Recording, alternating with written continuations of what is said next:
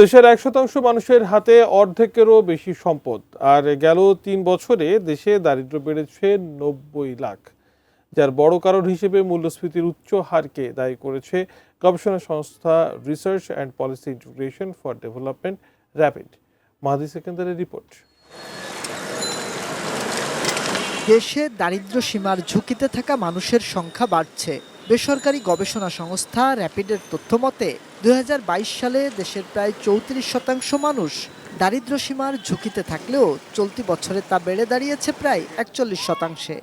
সংস্থাটি বলছে, উচ্চ মূল্যস্ফীতি নিয়ন্ত্রণে না আনতে পারলে দারিদ্র্য সীমার নিচে থাকা মানুষের জীবনমানের আরও অবনতি হবে। নোভা এলইডি টিভি, ঝকঝকে ছবি, নিখুঁত শব্দ, ৫ বছরের ওয়ারেন্টি। নোভা মানে সঠিক মান, নিশ্চিত সেবা।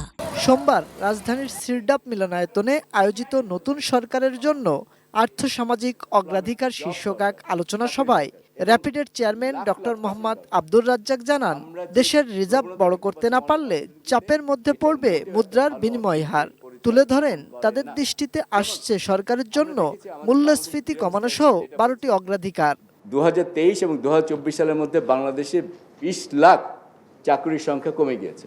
যে আমরা প্রবৃদ্ধি দেখেছি এই পর্যন্ত, এই প্রবৃদ্ধির সঙ্গে এমপ্লয়মেন্ট মানে চাকরির কোনো সংযোগ ছিল না।